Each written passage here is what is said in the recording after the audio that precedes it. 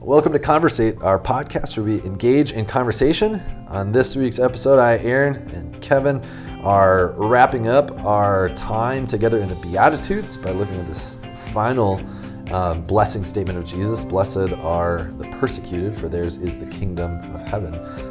But then we also round out all the Beatitudes and talk about some of our favorites, or at least the ones that are kind of sitting with us as we move on. And so we'll ask you listeners, kind of what are some of the things you're taking away from this time in the Beatitudes as well.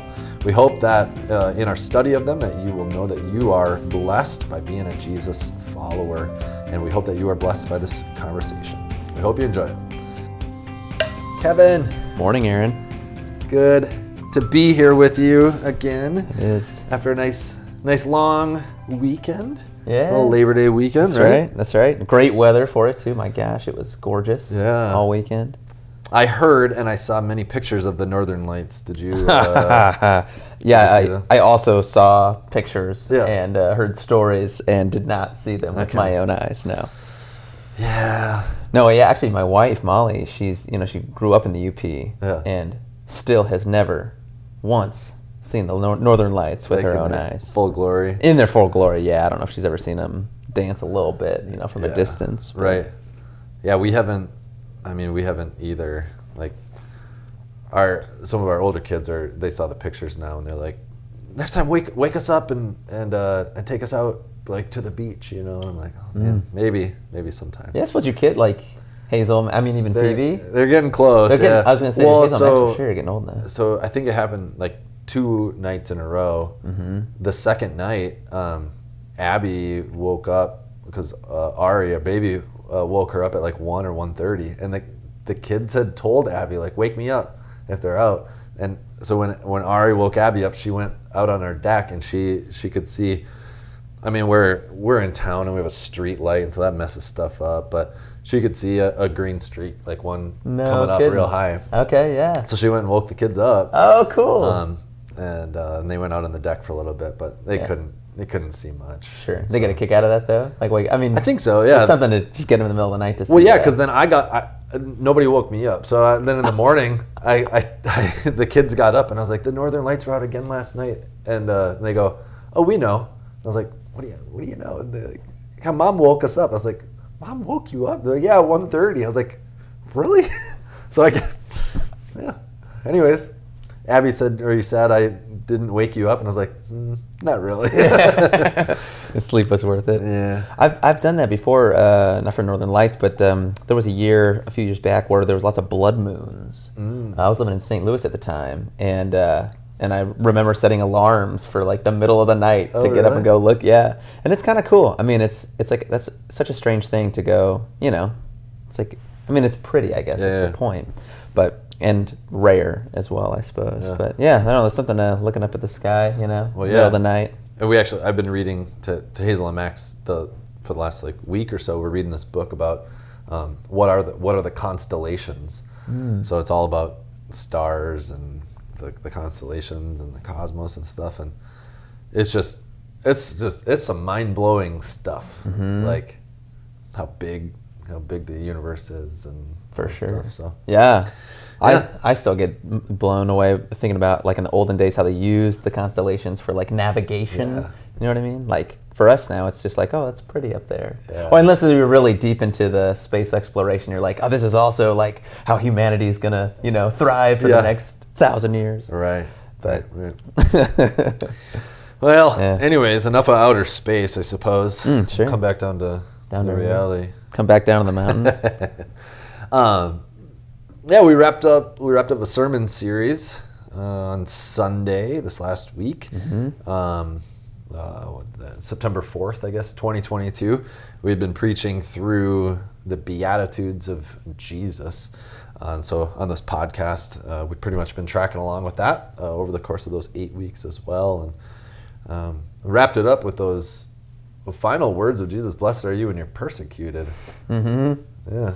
Yeah, kind of like we talked about how the whole Jesus using this word blessed, or our idea of #blessed, there's, maybe a gap between how we would normally think and what Jesus is saying. This one was like the most severe gap, I feel like. It's not too often you think like, yay, persecution. Yeah. You know? Yeah.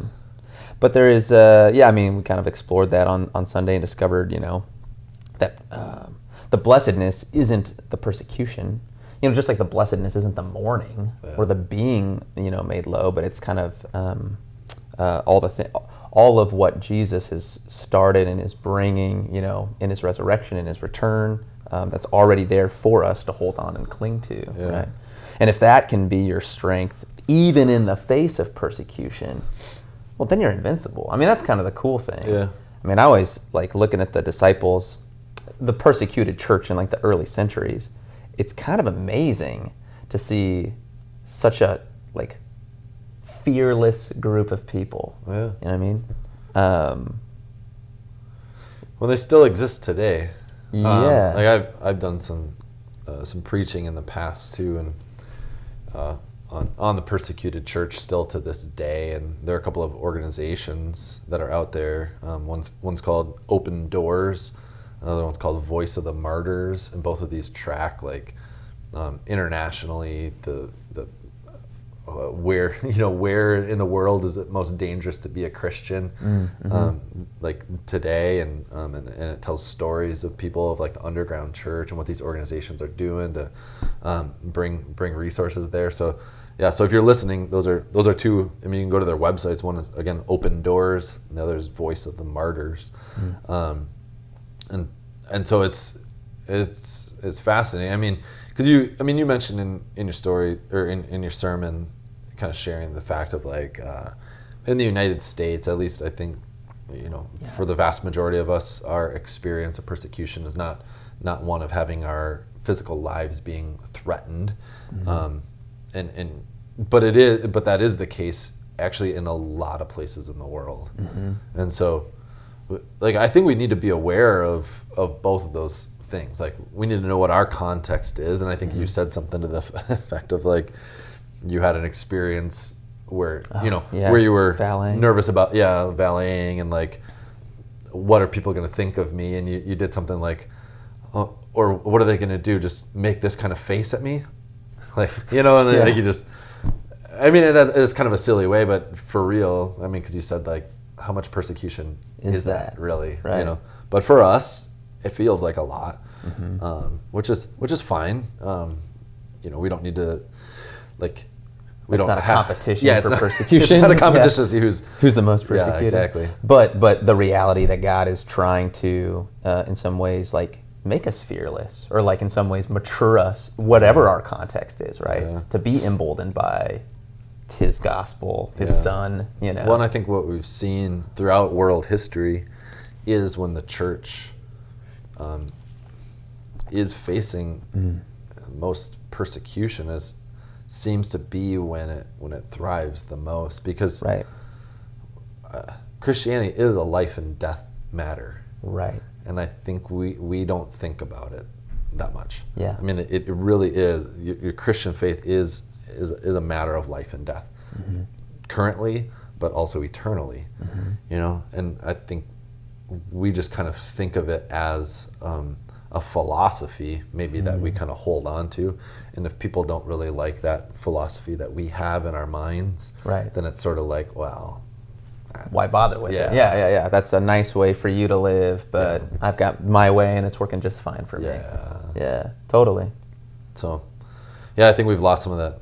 I don't know, and that's where I think where the persecuted church realizes the urgency of the kingdom of heaven, that the kingdom of heaven is at hand, and Christ is coming soon, and there needs to be urgency about that.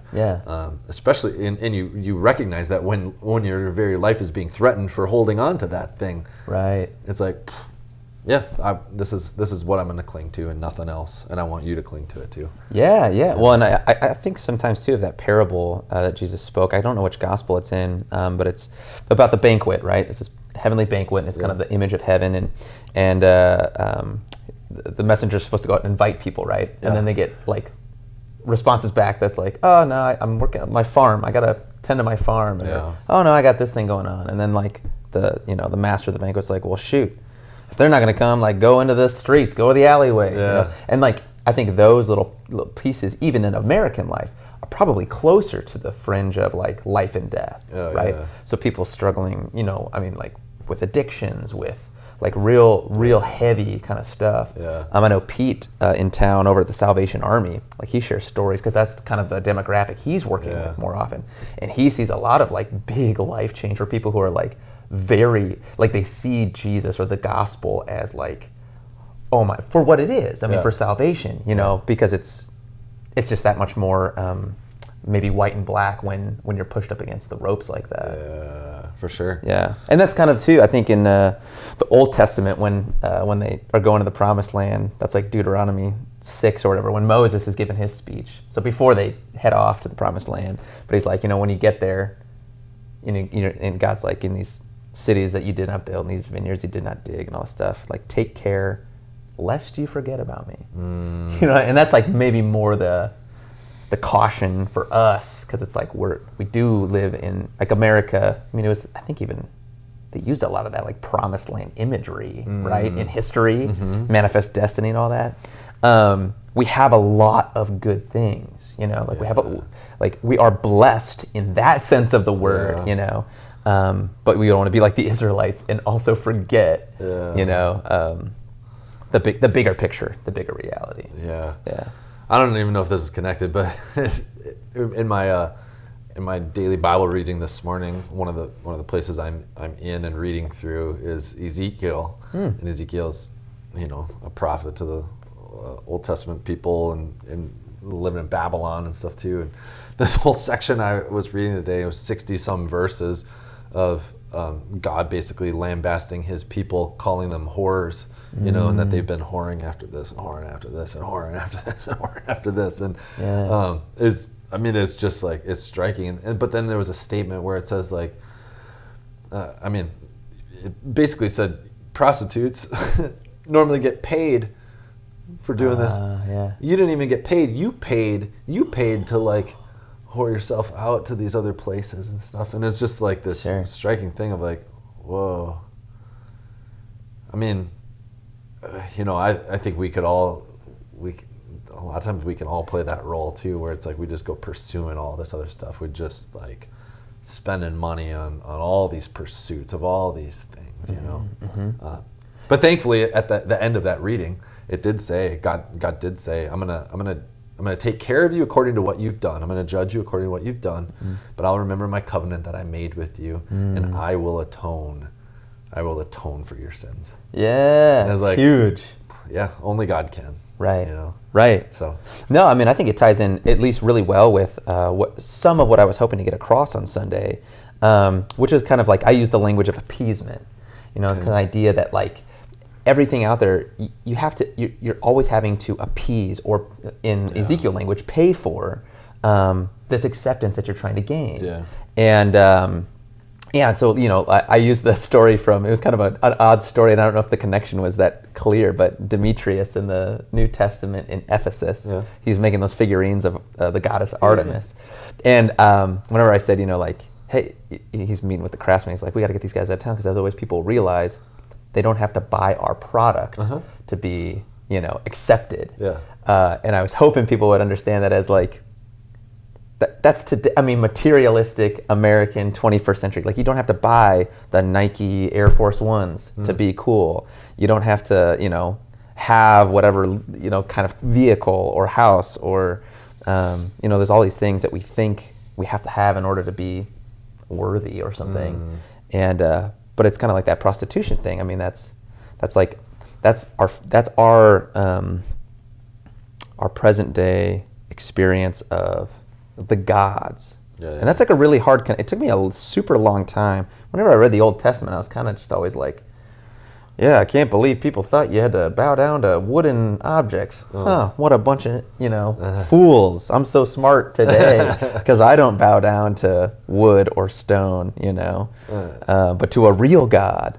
And it's like, I didn't make that connection that, no, a God is anything that you're looking to for your security, your identity, your meaning, in all of the counterfeit gods, you might say, in the world. They're going to make you pay Whereas God, like in your passage from Ezekiel, is like, you guys have totally blown it. You know, like you haven't followed me. Yeah. And yet I'm going to take the cost. Yeah. I'm going to put it on my back. Yeah. Only want to do that. Yeah. It's interesting, this whole persecution thing, though, because even when we talk about appeasement or fitting in or whatever, like I've asked a lot of the members of the church, maybe even some of you listening to this, when we talk about like living as Christian people in this world and bearing witness to Jesus and testifying to him and telling other people the good news of Jesus. A lot of people say that they don't do that. Mm-hmm. For a variety of different reasons. But there's probably two main ones. One is people say they don't know how or they don't know what to say. The other is like the fear of fear of just the fear of the unknown, of what's going to happen if I do this, you know? Yeah. And I've asked so it's like, well, I don't know how my employer will respond if I do that. We're not supposed to talk about Jesus at work or whatever. Mm-hmm. I'm afraid if I bring Jesus up, I'm actually going to drive people further away from him or from me. I fear I'm going to mess up relationships or whatever. And so I've asked people, like, have those things actually ever happened to you? You know, they're like, well, no. You know, so it's like we've got these narratives kind of built up in our minds already. Somehow, I don't know how they got there, but I think we fear the persecution. I think that's what it is. Yeah. You know. Yeah. But my other experience with people is those who have actually faced persecution and stood up for their faith recognize that it's actually a beautiful thing when you just do it anyways. We just still live as Christ regardless of what comes. Mm-hmm. And most often, at least even in our context, a lot of times what you feared would happen doesn't actually end up happening. Yeah. So we're kind of walking around with a distorted view. We have like these distortions about how things are gonna go, and to actually live into that or lean into that experience undoes or unravels some of those distortions we hold. Yeah. So the Beatitudes started with, just to kind of wrap this whole thing back together, because we've been taking them shot by shot.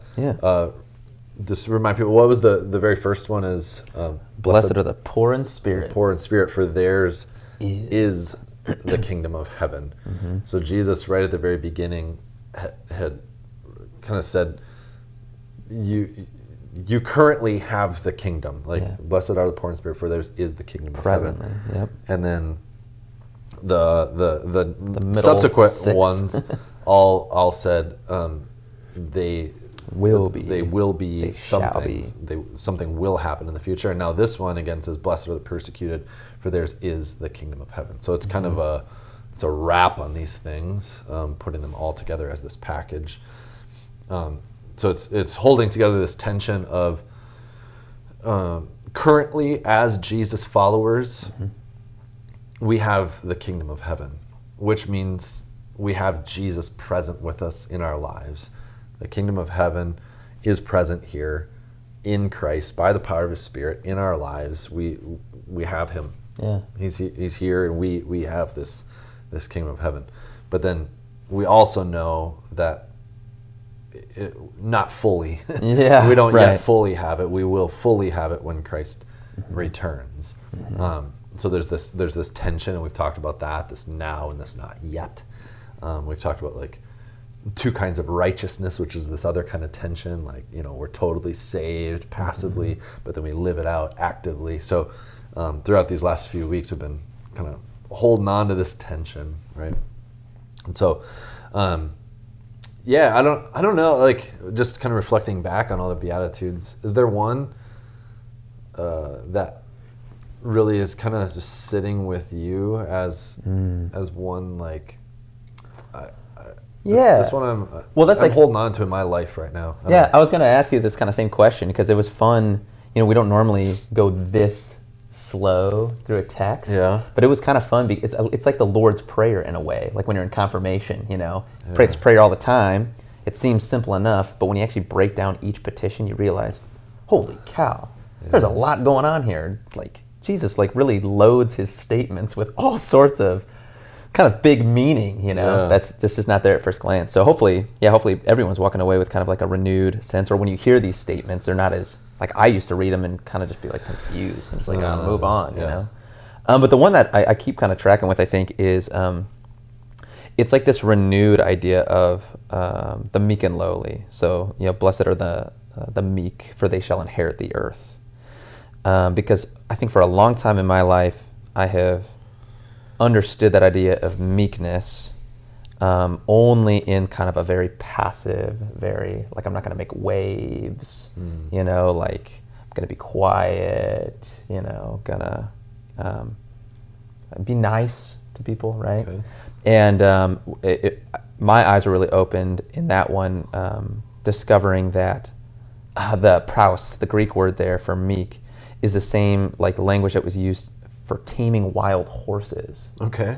So it's like, it's not so much that you're just this like, there is an idea of taming, but it's taming the sinful flesh. Oh yeah. You know what I mean? It's like, and that's not like you're just like a super meek and sheepish guy. It's, you have an actual hold on the reins of your, the old Adam that's trying to rip out at you. And that doesn't mean you got to go around and be real meek. Actually, it probably means at certain times you're going to be called to speak, because you've tamed that spirit and you want others to, I guess, basically tame there, like be brought into the kingdom, the kind of kingdom life of Jesus as well. So, so that one has been, that's something, that's just part of my journey too, as a Enneagram 9 peacekeeper. I'm afraid to, like the Valley story, speak up. So these ones that have kind of renewed that idea. I actually quoted Luther in the Monday email, but I only quoted him halfway. Okay. So for you select here's, you get the bonus part that I probably should have thrown in there. But I said something in there where it was it might have been that Beatitude, but basically this idea like you're made in God's image, like you have value, and I said you bow to no man, right? And that's what Luther would say is like, as a child of God, as part of like his kingdom people, like you are you are slave to none type of thing. But then he goes on to say, but you are also servant to all. Oh yeah. It's like you're freed to be like Jesus. Oh yeah. Right. And that's the whole thing. And hopefully people caught that, because the way we were freed, the way we don't have to appease anybody anymore, is not for our own ends. Like it's to serve Jesus. To follow in his footsteps. He washed our feet. He made us clean, kind of thing. But anyways, that's what I'm keeping with me. Cool. Yeah. How about you, man? Well, as you were talking about this taming of the spirit, though, before we started this podcast, I was explaining to you, and I'll just briefly tell people that over the weekend I found a journal that I had to keep for class in 7th grade. And so there were different assignments, and so I was reading through some of the stuff, and it was quite funny, but there was this I don't know, there was some arrogance and just kind of coarseness that came out, in this junior high boy, and I was just explaining to Kevin too, like how, I don't know, in my life, like looking back on that, I feel like that junior high me was a bit like that wild horse, Yeah, sure, sure. And I suppose there's still, like, I read that and I'm like, oh, that is still me. That's in there. Yeah. But it's certainly been tamed, and so it's interesting. So for me, out of all these Beatitudes, I think like the one I heard back from a ton of people on, actually more so than I have in a long time, was the peacemakers one. Like, but like, so I heard a lot of feedback on that. For me personally, though, that's not necessarily one that was a renewed sense for me, because it's something that I really try to live. Like it was already. Yeah. Maybe that's why. Maybe I was able to speak clearly because it's already like on my heart a lot to like be a peacemaker. Yeah. Anyway, but the one that sat more with me in kind of a renewed sense is the blessed are those who mourn, and just I think I don't know. I think for me, like in my own personality, I don't like to dwell on mourning. I like happy stuff. I like joyful things. And so like I don't know. I suppose it's probably something that I just know that I need to work on. I think is that when those times of mourning happen, it's okay to be there. Sure. You know, Yeah. and to have to be comforted by Jesus and by other Jesus followers instead of just to be like, I don't need to mourn. Sure. You know? Yeah. To kind of like close the door on the mourning also closes the door on the comfort side. I think so. Yeah. Yeah. Sure. So, yeah. So that's one, I don't know, that I think I can meditate on and kind of just work on. Yeah. So. Well, and I would say to you as well, listeners, if you had one that you came away and you were like, that was a cool one. I really like this blessed statement, and it stuck out to you. I think we would be interested to hear. Oh, for sure. Yeah. For sure. Let us know. Should we give a quick tease on where we're heading next? Oh, why not? All right. I like this crew. You guys we'll give you all the extras. The secret knowledge. Yeah. Well, we're gonna be it's another sermon series that we put together. We're calling it Good Words, and so the Bible is full of all kinds of metaphors, different words, like word pictures, imagery based in a word, that basically to talk about the good news of Jesus. So these are good word statements, good word images. And there's a lot of them. The Bible in the New Testament talks, and not just the New Testament, the Old Testament, uses all kinds of imagery to help flesh out this good news of salvation that we have in Jesus. So we're going to be going through a number, I think 8 of them. Are we doing 8 or 7? Something like 7 that. or 8, yeah. Of these good words, and we won't give them to you all now. But the very first one is life. So. Next week we'll be talking about life and the sermon, and then on the podcast, and that's a good word, especially since here at St. Peter and Paul we talk about being alive in Christ. So, that's right. Look forward to that, and Kevin, as always, man, it's been good to sit here on the couch with you and talk about how blessed we are through Jesus followers. Jesus, baby. Yeah, Yeah. Cheers, man.